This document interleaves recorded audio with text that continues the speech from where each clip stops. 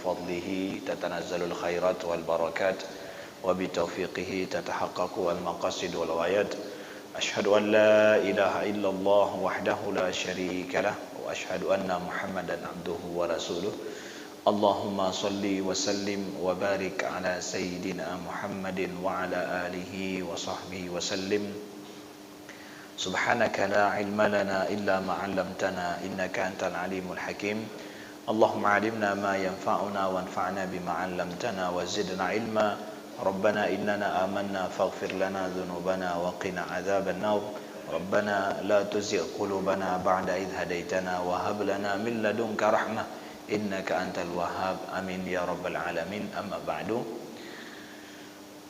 abu-abu, tengku-tengku, para jamaah sekalian, tokoh-tokoh masyarakat, para alim ulama yang ulun Tuhan muliakan, semoga selalu dalam lindungan Allah dan selalu dirahmati oleh Allah Subhanahu wa taala. Kita lanjutkan pada subuh yang berbahagia ini sedikit kajian kita tentang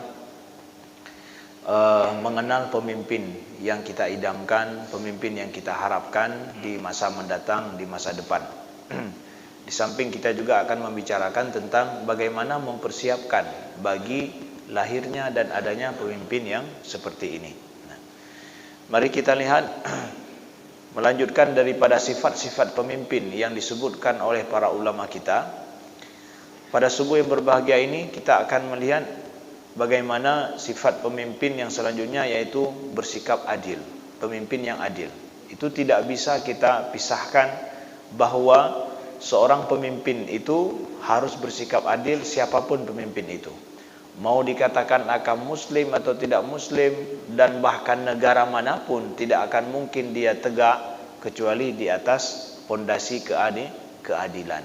Itu sudah menjadi hukum Allah, sunnatullah di alam.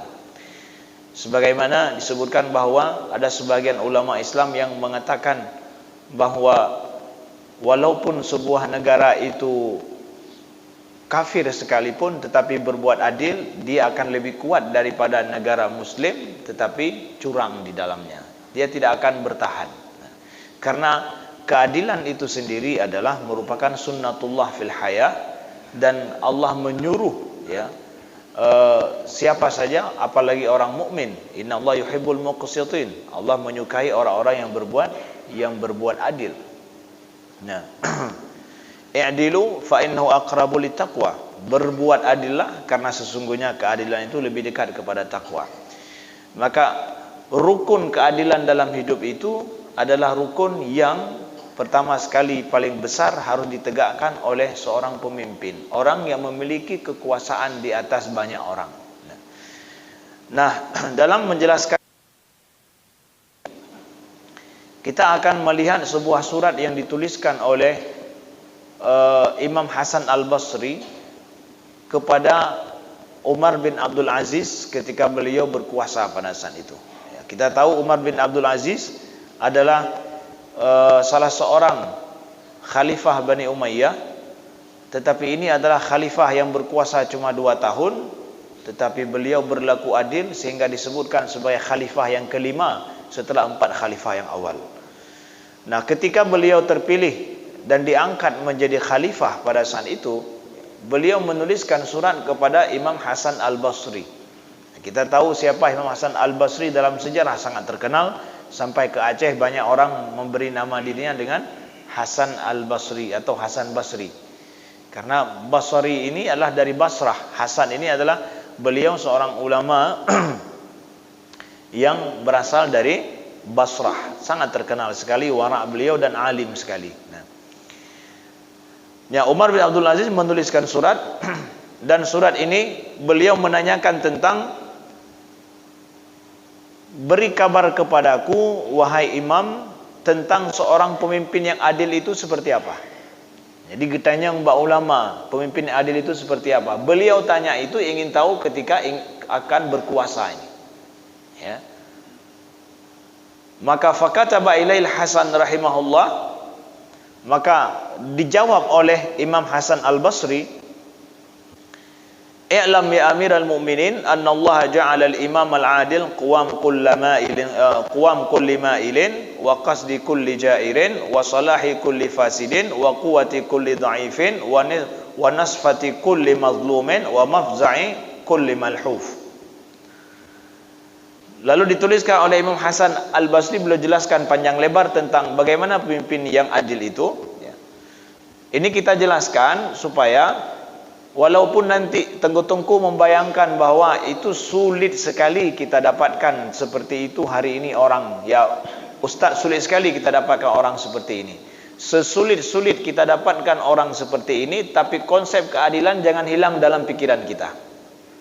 Ya, konsep keadilan nggak boleh hilang. Walaupun nggak ada contoh di luar, tetapi konsepnya jangan hilang. Betampi anak datuk oleh adilnya kiban le, gara-gara hanale orang yang berbuat adil sehingga hilang keadilan. Kita pun sudah nggak tahu lagi adil itu seperti apa. Dagi orang buta hana itu langit kiban, karena dia nggak pernah melihat. Maka begitu juga dengan ini, walaupun kita nggak pernah melihat, tapi jangan hilang konsep keadilan itu seperti apa pemimpin yang adil. Ya Amirul Mu'minin, wahai Amirul Mu'minin, sesungguhnya Allah menjadikan imam adil itu adalah quwam kullu ma'il. Fungsi imam yang adil itu, wahai Amirul Mu'minin, adalah yang meluruskan setiap yang bengkok, dan yang memberikan hukuman terhadap yang berbuat jahat, dan yang memberikan kebaikan terhadap segala yang rusak, memberikan kekuatan terhadap orang-orang yang lemah, dan menolong orang-orang yang terzalimi, dan menjadi tempat di mana orang meminta bantu. Itu adalah imam adil, kata beliau. Wal imamul adil ya amiral mu'minin, imam yang adil itu, wahai Amirul Mukminin, karra'i syafiq ala ibilihir rafiq biha. Imam yang adil itu adalah seperti seorang pengembala yang sangat sayang terhadap untanya yang dekat dengannya. Alladhi yartadu la atyabul mar'a, yang dia akan mencari tempat menggembala untanya yang paling baik. Wa yuzawwiduha an marati'il halak, dan dia akan menjauhkannya dari tempat pengembalaan yang bisa merusak atau membinasakan atau mengganggu daripada gembalaannya. Wa yahmiha minas siba, dan dia akan menjaganya daripada binatang buas. Wa yukinnuha min adal hurri wal qur, dan dia akan melindungi binatang ternaknya daripada kondisi yang amat panas dan kesulitan cahaya secara iklim. Kata beliau, itu imam yang adil seperti pengembala itu. Tempat yang baik akan dia cari, kemudian dia akan melihat menjauhkan daripada binatang buas, dan pasti yang terbaik dia akan berikan. Wahai Amirul Mukminin, kalau engkau enggak tahu imam yang adil, imam adil itu seperti pengembala yang baik terhadap gembalaannya. Kemudian wa imamul adil ya Amirul Mukminin kal abil hani ala waladi. Wahai Amirul Mukminin, imam yang adil itu adalah, pemimpin yang adil itu seperti ayah yang sayang kepada anaknya. Yas'a lahum sigharan wa yu'allimuhum kibaran wa yudakhir lahum ba'da mamatihi. Pemimpin yang adil itu seperti ayah yang sayang kepada anaknya. Dia berusaha bagi anaknya waktu anaknya kecil, dan dia mengajarkan anaknya pada saat anaknya sudah besar, dan dia berusaha dalam hidupnya untuk menghasilkan demi anaknya, dan dia akan yudakhir lahum, dia akan menabung untuk anaknya setelah dia mati. Itu ayah yang baik kepada anaknya. Dalam hidupnya dia akan berusaha baik, menghasilkan uang, menghasilkan harta, dia tabung itu, nanti kalau dia mati anaknya ada, bisa dia makan, ada tempat dia berlindung dengan hartanya itu. Lihat, itu adalah seorang pemimpin yang adil, kata Imam Hasan Al-Basri, beliau sebutkan kepada Umar bin Abdul Aziz. Nah, kemudian wal imamul adil ya Amirul Mukminin, wahai Amirul Mukminin, kalau masih engkau tidak paham juga, maka imam adil itu adalah kal ummi syafiqah al-barrah ar-rafiqah biwaladiha, adalah seperti seorang ibu yang sayang kepada anaknya, yang baik, yang sayang kepada anaknya, hamalathu kurhan wa wada'athu kurhan. Dia hamil terhadap anaknya itu dalam kondisi susah payah, wa wada'atha kurhan, dan dia wada'atha, dan dia lahirkan juga dalam kondisi yang kepayahan. Wa rabbathu tiflan tasharuhu bisahrihi wa taskun bisukunihi wa tarda'uhu taratan wa tuftimuhu ukhra wa tafrah bi'afiyatihi wa taghtam bisyikayatihi. Seorang ibu yang membesarkan anaknya, dia tidak tidur di malam hari karena anaknya tidak tidur, dan dia menyusui anaknya pada saat dia perlu kepada susu, dan dia mengakhiri penyusuan pada saat umurnya sudah sampai penyusuan, dan dia akan senang dengan anaknya yang sehat, dan dia akan merasa sedih pada saat anaknya sakit. Itu imam adil, wahai Amirul Mukminin, seperti seorang ibu yang sayang kepada anaknya. Begitu juga pemimpin yang sayang kepada rakyatnya. Wal imamul adil ya Amirul Mukminin, imam yang adil itu wahai Amirul Mukminin seperti wasiyul yatama, seperti seorang yang diwasiatkan kepadanya anak yatim. Wa khazinul masakin, imam adil itu adalah, pemimpin adil itu adalah khazinul masakin, gudang perbekalan bagi orang-orang miskin, ya. Yurabbi saghiruhum wa yumawinu kabiruhum, dia akan memberikan mendidik orang-orang miskin dan anak yatim yang kecil, dan dia akan memberikan kebutuhan mereka pada saat mereka besar. Imam yang adil wahai Amirul Mukminin kal qalbi bainal jawarih, itu seperti hati antara seluruh anggota tubuh, jantung antara seluruh anggota tubuh, yang kalau seandainya jantung baik, baiklah seluruh tubuh, dan kalau jantung itu rusak, rusak pula seluruh tubuh. Itu imam yang adil, pemimpin yang adil. Kalau dia baik, baik seluruh orang, kalau dia rusak, rusak pula semua orang. Wal imamul adil ya Amirul Mukminin huwal qa'im bainallah wa baina ibadihi.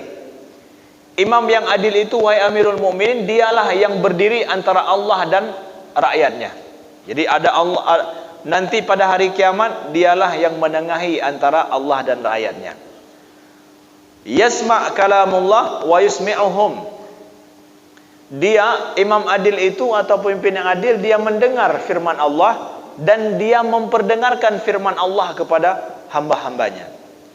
Jadi imam yang adil, dia sangat respect, sangat mendengar terhadap firman Allah, hukum Allah, dan dia membacakan hukum Allah, firman Allah itu kepada rakyatnya. Ganyan yang pegah abad rakyat Allah geyu meno ke gedanyo. Ya, makanya dulu kita dapatkan banyak sekali pemimpin-pemimpin masa dulu yang dia sendiri juga menjadi khatib, berkhutbah, khutbah. Berkhutbah itu bagi seorang pemimpin sulit. Bukan cuma masalah apa yang diucapkan, orang akan menilai setiap hari dia naik khutbah bicara, apa kelakuannya. Orang kalau seandainya ketahuan curang, nggak akan mau orang mendengarkan khutbahnya. Dan bahkan secara psikologi, orang yang hana betul buat dengan haba, hana betul haba, dia tidak akan berani untuk ngomong. Karena orang sudah menilai, sudah tahu perbuatan dengan but hana sama. Tapi kalau berani dia berkhutbah, ya, setidaknya ada kejujuran yang terus dia pelihara dalam dirinya. Walau tidak sempurna mungkin ya. Dia akan siap membacakan firman-firman Allah kepada hamba-hambanya. Wa yanzuru ila Allah wa yuriyahum wa yanqadu ila Allah wa yaquduhum. Fala takun ya Amiral Mukminin fima malakaka Allah azza wa jalla ka'abdin i'tamanahu sayyiduhu wastahfadhahu maluhu wa 'iyaluhu fabaddada al-mal wa syarrada al-'iyal fa afqara ahlahu wa farraqa malahu. Ini kita lihat ya bagaimana seorang ulama masa dulu menasihati Amirul Mukminin, seorang pemimpin. Ya. Kata beliau Hasan Al-Basri, seorang pemimpin yang adil itu adalah dia akan melihat kepada Allah dan mengajak orang ramai untuk melihat kepada Allah, dan dia akan patuh kepada Allah dan mengajak orang lain untuk patuh kepada Allah. Maka wahai Amirul Mukminin, janganlah engkau dengan kekuasaan yang telah Allah berikan kepadamu, engkau menjadi seperti seorang hamba sahaya yang diamanahkan sesuatu oleh tuannya, kemudian dan diminta untuk menjaga hartanya dan juga keluarganya, fabaddadal mal, tetapi hartanya dia habiskan, kemudian keluarga tuannya itu porak-poranda, sehingga miskinlah keluarga tuannya, dan hartanya juga habis gara-gara tidak becusnya atau tidak adilnya orang yang diamanahkan ini. Jangan engkau seperti itu. Ketahuilah wahai Amirul Mukminin, annallaha anzalal hududa liyazjira biha 'anil khaba'is wal fawahish. Wahai Amirul Mukminin, Allah telah membuat ada hukum-hukum Allah itu yang harus ditegakkan oleh seorang pemimpin, seperti hukum qisas, seperti hukum potong tangan dan yang lain itu namanya hudud di dalam syariat Islam. Itu semua Allah syariatkan supaya tidak terjadinya kemungkaran dan dosa besar dilakukan oleh manusia beramai-ramai. Jadi adanya hukum seperti itu, kalau ada yang membunuh, dia dibunuh, itu adalah demi apa? Demi supaya orang lain tidak ikut perbuatan yang keji seperti itu. Selesai pada orang yang melakukan itu, enggak akan ada efek lagi yang melakukan demikian. Ya, fa kaifa idza ataha man yaliha. Wahai Amirul Mukminin, kalau seandainya orang yang disuruh menjaga hukum itu pula yang melakukan kriminal itu, apa yang akan terjadi wahai Amirul Mukminin? Engkau seorang pemimpin disuruh untuk menegakkan hukum ini, tapi engkau pula yang melakukan kejahatan itu. Apa yang akan terjadi wahai Amirul Mukminin? Wa anna Allah anzalal qisas hayatan li'ibadi. Sesungguhnya Allah menurunkan hukum kisah sebagai kehidupan bagi hambanya. Fa kaifa idza qatalahum man yaqtassalahum. Maka bagaimana kalau yang menjadi pembunuh itu adalah yang menegakkan hukum itu sendiri? Wahai Amirul Mukminin, beliau bicara, Imam Hasan Al-Basri, pemimpin yang membunuh rakyat. Beliau, jangan engkau seperti itu. Jadi ini termasuk disorot oleh Imam Hasan Al-Basri, karena kemampuan membunuh rakyat itu adalah ada pada seorang pemimpin, pada seorang yang diberikan kekuasaan oleh pemimpin juga. Membunuh orang yang biasa itu ada. Sehingga kalau dia membunuh rakyatnya, ya, maka siapa yang akan memberikan hukum keadilan, hukum Allah itu akan ada qisas, sedangkan dia sendiri sebagai pembunuh. Na'udzubillah. Nah, maka kita menginginkan hukum di negara kita ini, setiap ada yang melakukan pembunuhan, walaupun itu oleh penguasa sekalipun, maka hukum itu harus tegak setegak-tegaknya, supaya ini tidak terjadi di dalam kehidupan kita, yang bisa merusak tatanan kehidupan yang aman pada saat penguasa itu memiliki kebebasan atau diberikan ruang atau tidak tegaknya hukum pada saat melakukan kesalahan, sebagaimana yang sudah kita tahu, ya, bagaimana kasus Sambo, ada seorang penguasa, bagaimana juga yang kasus yang terakhir seorang yang diduga adalah pas pampres, ya, yang orang yang dekat, yang terlatih khusus, yang dekat dengan orang nomor 1 di Indonesia, orang yang paling aman, justru pasukan itu yang melakukan tindakan premanisme. Ini sungguh sangat keji sekali. Hukum harus tegak supaya tidak terjadi lagi sesuatu yang seperti ini di masa yang mendatang. Maka di akhir daripada ini kata Imam Hasan Al-Basri, wal imamul adil alladhi huwa awwalu sab'ah alladhi yudhilluhumullah fi dhillihi yawma la dhilla illa dhilluh. Wahai Amirul Mukminin, imam yang adil itu adalah orang yang pertama hari kiamat nanti yang akan dinaungi oleh Allah pada saat tidak ada naungan kecuali hanya naungan Allah. Pemimpin adil itu seperti itu, kata Imam Hasan Al-Basri. Jadi beliau menyampaikan di bagian akhir, tenang wahai Amirul Mukminin, imam yang adil itu adalah orang yang pertama dipanggil hari kiamat nanti yang langsung diberikan perlindungan oleh Allah Subhanahu wa taala. Hana pegah yang mangan-mangan ile, yang susah mandung pegah mandung. Yang sulit-sulit itu semua disampaikan dulu, terakhir baru dan dia akan mendapatkan ini wahai Amirul Mukminin. Enggak model kampanye kita hari ini. Yang mangan-mangan mandung pegah, yang sulit hantam dah pegah macam. Yang susah enggak kita sampaikan, yang enak-enak jadi pemimpin itu yang kita sampaikan. Sehingga dia yang mau naik berkuasa mikir enak semua.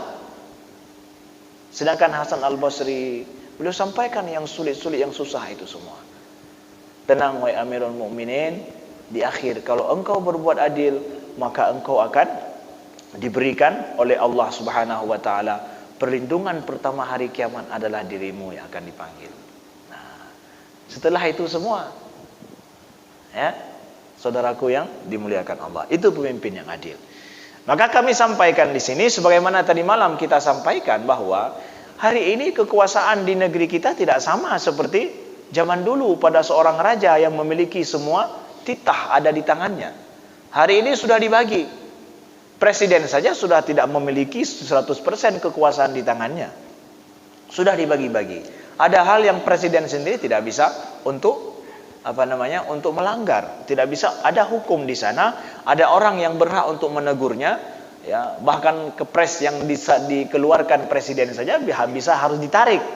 Kenapa? Ada orang tidak setuju. Menyajamun so pegah hantar raja. Ya. Kalau raja tidak bersikap adil, ya sudah akan berlaku. Hari ini tidak. Artinya bahwa dengan demikian siapa saja hari ini Anda menjadi caleg juga, itu Anda mendapatkan bagian daripada raja itu.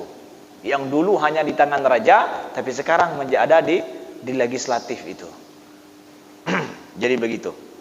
Jadi juga harus berbuat adil yang sama. Nah, lalu kemudian hadis Nabi SAW, Nabi sampaikan kepada kita tentang siapa pemimpin kita yang baik itu adalah khiyaru a'immatikum alladzina tuhibbunahum wa yuhibbunakum.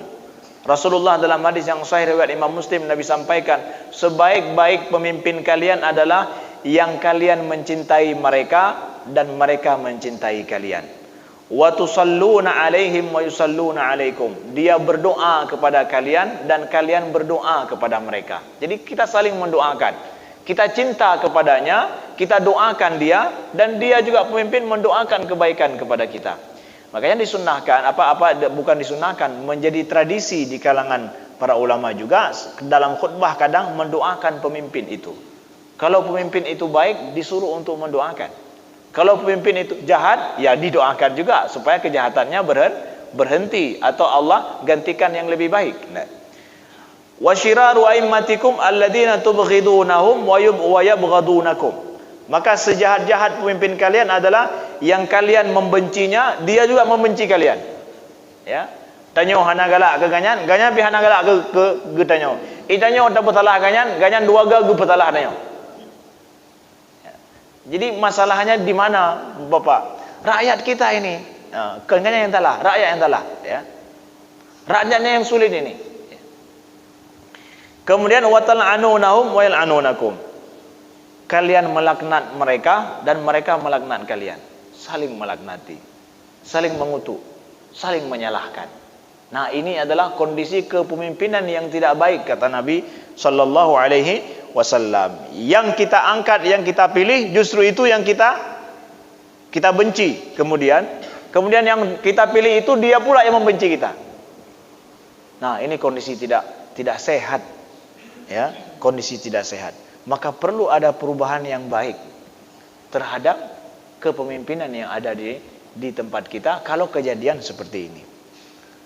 Maka kembali kepada pertanyaan yang tadi malam kita tanyakan, Ustadz, kalau begitu pemimpin yang adil itu lahir dari seorang ayah dan ibu dengan sendirinya, atau dia hasil daripada dilahirkan oleh masyarakat di sekitarnya atau bangsa di mana tempat dia tinggal? Ya. Apakah pemimpin yang adil itu lahir dari seorang ayah dan ibu saja sudah begitu, atau ada pengaruh daripada masyarakatnya sehingga dia muncul seorang pemimpin yang baik di masyarakat kita? Tokoh-tokoh yang baik yang akan menjadi orang-orang yang memimpin. Nah, di sini kebanyakan para ahli bahwa orang-orang tokoh-tokoh yang baik dia akan memimpin dan memberikan keadilan di masyarakat pada saat memimpin, itu lahir daripada masyarakat, kondisi masyarakat yang sehat pula. Ya, kondisi masyarakat yang sehat dan baik. Maka kalau kondisi kemasyarakatan kita dan kehidupan kita tidak terperbaiki, maka akan sulit datang seorang tokoh pemimpin yang baik di masa yang mendatang. Lalu bagaimana Ustaz? Nah, di sini kami sampaikan beberapa ide yang harus kita jalankan bersama dalam masyarakat kita untuk memperbaiki kondisi kita, sehingga nanti akan datang seorang pemimpin yang baik dari kalangan kita, walaupun bukan dari kita, tapi dari anak kita atau cucu kita. Pemimpin yang adil. Kalau seandainya kita merasa hari ini masih ya perlu ada perbaikan banyak di masyarakat kita.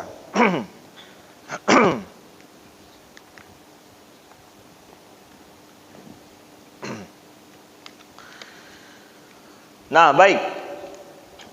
Apa kondisi masyarakat kita yang perlu untuk kita persiapkan? Atau kita jangan seperti orang memancing di masa banjir.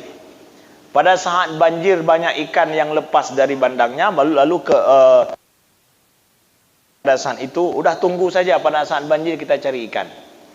Persis seperti itu juga masa kampanye saja, masa pemilu saja kita mencari imam yang adil atau orang-orang yang berbuat adil untuk memimpin. Gak akan dapat. Tapi cari ikan yang baik, persiapkan tambak yang baik pula.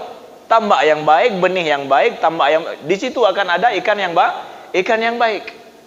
Begitu juga hari ini kita ingin ada orang-orang yang kita amanahkan di atas menjadi orang yang jujur dan baik dan amanah, persiapkan pula kehidupan bermasyarakat yang bisa menumbuhkan orang-orang yang seperti ini. Yang pertama adalah para ulama dan pemikir menciptakan dan menyebarkan pola pikir yang soleh. Nah, ini pertama adalah ada di tangan para ulama dan juga pada tokoh-tokoh untuk menyebarkan pola pikir yang baik di masyarakat. Ya. Kita tidak bisa hanya mengeluh atau kita tidak bisa hanya menyalahkan. Pola pikir dakwah yang banyak mengeluh menyalahkan itu salah. Dakwah yang baik itu adalah dakwah yang memberikan solusi jalan keluar bagi masyarakat. Enggak elok hari ini kalau kita ngomong masalah agama hanya banyak mengeluh, kemudian banyak menyalahkan. Itu tidak elok. Seorang ulama atau orang yang didengarkan pembicaraannya atau didengarkan perkataannya, dia harus banyak menyebarkan pola pikir yang baik, yang menyatukan bukan memisahkan, ya, yang memberikan solusi apa masyarakat harus buat, bukan tambah bingung. Tidak baik hari ini kalau kita ngomong di depan ataupun didengarkan perkataan kita orang-orang tokoh-tokoh atau siapa saja alim ulama yang setelah beliau bicara atau setelah itu karu lenyat, kemudian tidak memberikan solusi, menambah masalah. Tidak bisa, itu harus dirubah. Harus dirubah. Sehingga kondisi masyarakat itu sehat, ya. Para ulama, para tokoh pemikir harus menyebarkan pola pikir yang sehat di masyarakat, memberikan lebih kepada solusi. Ya, berikan solusi kepada masyarakat. Kemudian sistem pendidikan yang baik dan iklim lembaga pendidikan yang sehat. Selanjutnya kembali kepada apa? Tempat pendidikan yang baik dan sehat. Lembaga-lembaga pendidikan kita itu harus berbenah untuk apa? Untuk datangnya anak-anak kita, mereka nanti yang lebih baik ke depan. Maaf cakap, dulu misalkan anak-anak kita masuk ke sekolah kah ataupun ke universitas, ada kan fenomena kita lihat, ini hanya fenomena kecil ya. Pelonco nadingan. Bagaimana pelonco itu? Menghinakan tidak? Menjatuhkan martabat tidak? Tapi itu di lembaga pendidikan ada, tempat lain tidak ada. Ya enggak begitu? Hari ini dianggap sebuah kejahatan, ya enggak? Kenapa dulu nggak dianggap kejahatan, hari ini dianggap kejahatan? Nyo ke hasil-hasil pelonco medum ya. Akhirnya kita anak-anak kita hasil pelonco, akhirnya menancit. Pelanga pelongo ini. Karena apa? Salah daripada hasil sistem pendidikan, ada yang salah di sana dalam mendidik. Akhirnya yang muda-muda ini kan gara pelonco mentang ya. Ini bukan gara pelonco, saya katakan pasti begitu. Tapi ada kesalahan sistem pendidikannya yang tidak benar-benar dijaga, melahirkan seorang yang punya karisma yang baik, punya percaya diri yang baik. Ini justru direndahkan, dihinakan, dijadikan seperti yang tidak pernah ada. Contoh, itu pendidikan. Maka hari ini kalau sistem pendidikan kita juga masih ada yang salah sampai menghinakan anak-anak, tidak memberikan hak kepadanya, maka tidak akan lahir juga dari lembaga pendidikan itu seorang yang brilian, seorang yang baik. Karena apa? Diperlakukan dengan cara yang tidak baik. Maka lembaga pendidikan harus berbenah dengan adil, dengan baik, dengan sehat, menjadi iklim keilmuan yang sehat, sehingga nanti lahir dari sana generasi yang lebih baik daripada kita.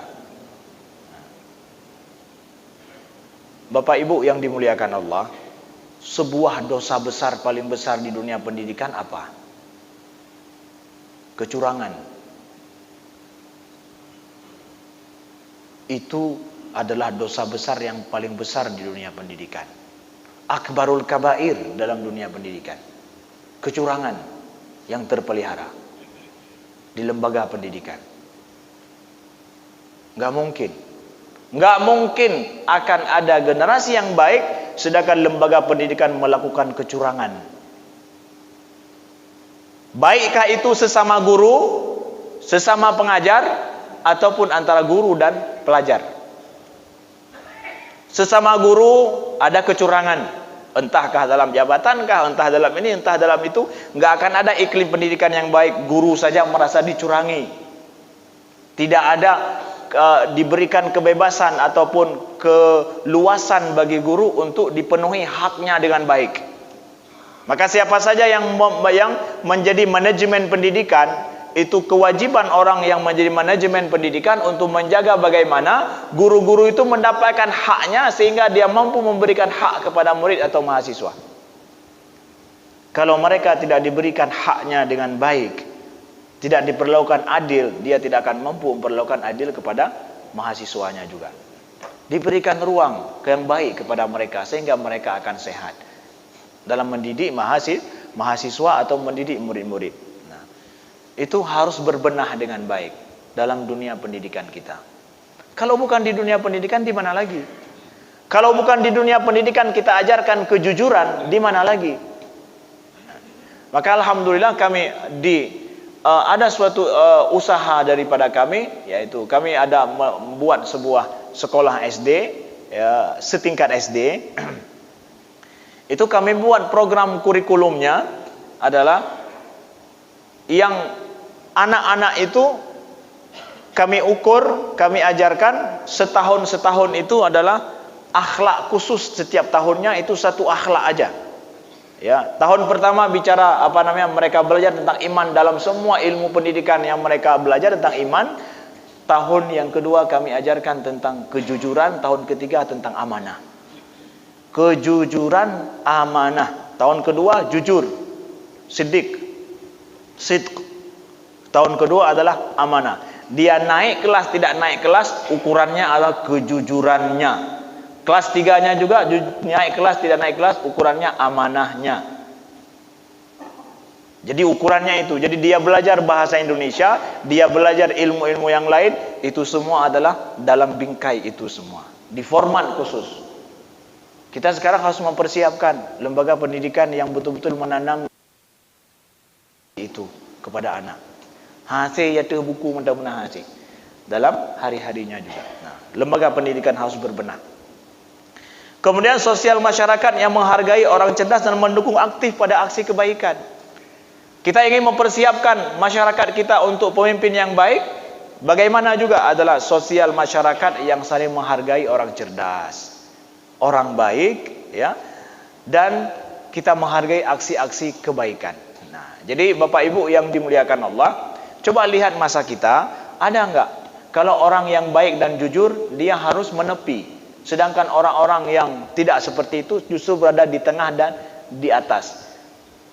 Kalau begini adanya, kita tahu masyarakat kita tidak sehat, harus diperbaiki. Orang-orang yang cerdas, orang-orang yang baik itu justru harus disanjung dan diberikan penghargaan di dalam hidup kita, di dalam masyarakat kita. Berikan penghargaan kepada orang-orang yang baik, berikan tempat kepada orang-orang yang mampu memberikan ide-ide baik. Makanya ide-ide baru itu akan lahir, akan ada di masyarakat, di tempat lingkungan yang orang-orang cerdas, orang-orang baik itu dihargai. Maka hari ini ada, saya lihat salah satu program kebaikan di sini adalah di Baitur Rahman, ada contohnya adalah ada minimarket baru itu. Itu kan ide baru. Ide baru seperti ini hanai pegat legok belum, mungkin badan-badannya bagok belum ide bandapai luar. Tapi badan-badannya hana lo. Itu enggak mudah lo. Untuk ide baik ini lahir, itu adalah wakaf daripada para jamaah, diwakafkan uang, modalnya diputar di minimarket, lalu kemudian uangnya ataupun laba setiap bulan masuk ke masjid untuk program kebaikan di masjid. Itu ide baik. Ide baik. Dan ini enggak lahir kecuali dari lingkungan-lingkungan yang baik. Lalu sekarang kita hargai enggak itu? Masyarakat yang memberikan hukum nyanpenya, apakah ramai yang Pubruk atau ramai yang Tanjung? Itu namanya. Masyarakat mampu enggak menerima kebaikan, ide baik? Kalau misalkan institusi justru datang ya membackup, ya kami dari kantor wali kota, air akan kami ambil selalu dari minimarket ini untuk mendukung masjid. Itu dapat dukungan.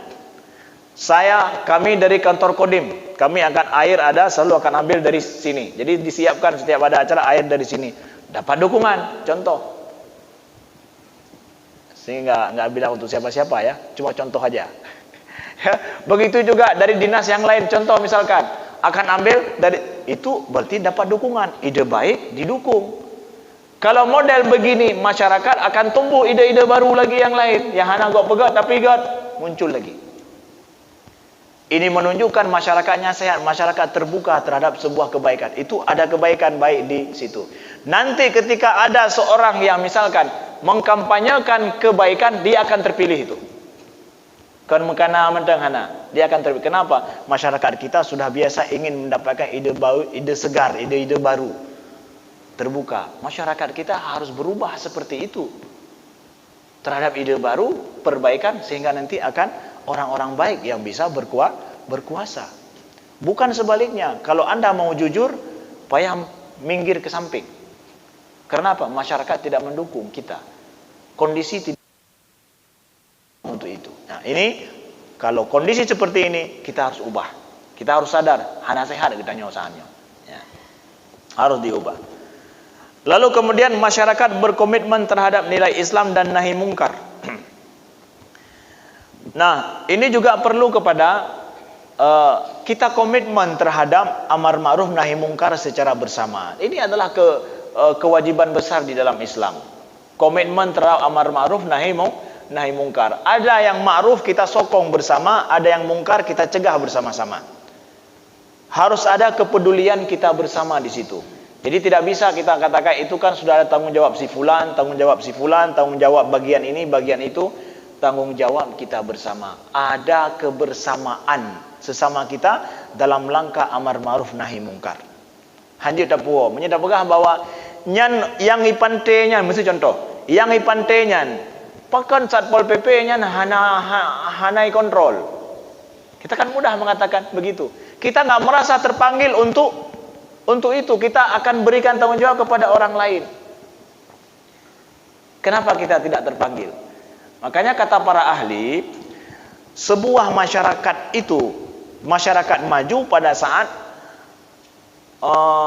organisasi masyarakat, lembaga kemasyarakatan itu lebih muncul daripada lembaga pemerintah.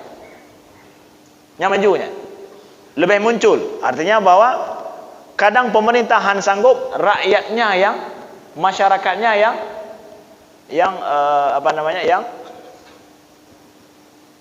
naik ataupun rakyatnya yang bertindak ikut memperbaiki, berarti menunjukkan masyarakat itu ada kebaikan di sana. Masyarakat harus ada komitmen terhadap amar ma'ruf nahi munkar. Ada pemimpin yang baik yang lahir di antara kita. Selanjutnya adalah bagian yang terakhir, mungkin kami sampaikan.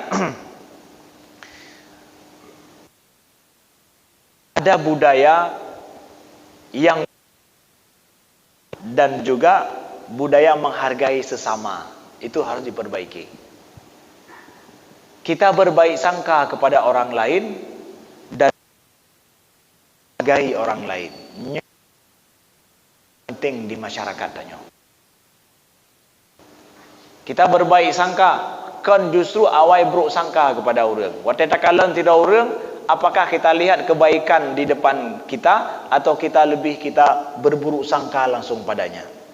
Kalau kita termasuk pribadi-pribadi yang berburuk sangka melihat orang yang baru takalan atau apa yang tanya dengar, lebih banyak kita pahami yang sangkaan yang buruk.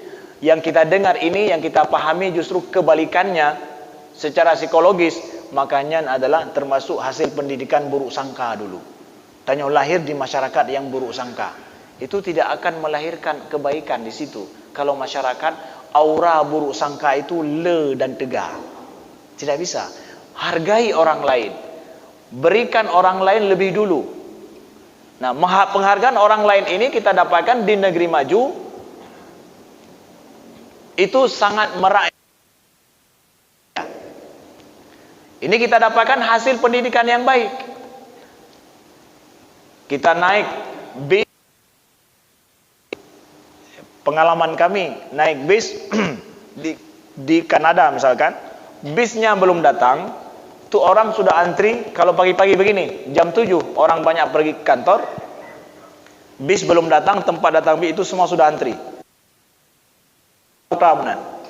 Demi apa? Siapa yang duluan tadi, dia yang berhak naik. Maka yang terlambat, kita terlambat lihat, banyak sekali ini orang mesti udah. Dan nggak ada satu nerobos, padahal bisa.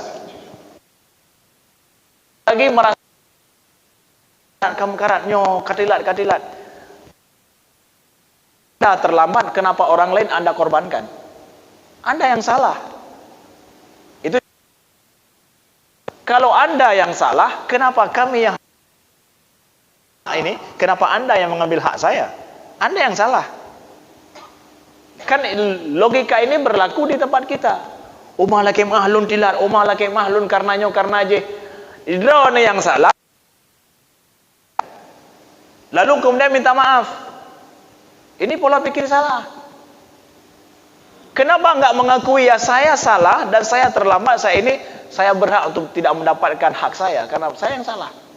Nyohana ka pembuat salah, hak umur cik. Yang korbankan orang lain. Sampai misalkan yang bekerja di instansi pemerintahan, misalkan ini tinggal 2 hari lagi ini. Bapak kenapa terlambat ajukan? Oh karena ini, karena itu. Akhirnya kita sogok habis-habisannya, selesaikan ini. Padahal kita yang bersalah. Ini nggak berlaku di negeri maju. Anda yang bersalah, kenapa saya yang tanggung dosanya? Anda yang tanggung. Hanjut sama sekali. Berlaku katanya. Orang lain. Saya yang bersalah, saya tanggung resikonya. Ya sudah, berarti tinggal 2 hari lagi, nggak mungkin. Proses tidak mungkin berlaku. Tidak bisa lagi, kenapa Bapak terlambat. Tapi nemida acara, teganya harus. Ini nggak berlaku sama sekali di negeri maju. Nah, jadi Bapak Ibu yang dimuliakan, bahwa mesti ada penghargaan dan juga budaya berbaik sangka itu harus budaya kita sehari-hari. Insya Allah akan, kalau budaya seperti ini hidup, insya Allah akan ada orang-orang baik ke depan yang akan peduli pemimpin-pemimpin, baik pemimpin tingkat atas ataupun tingkat bawah, insya Allah.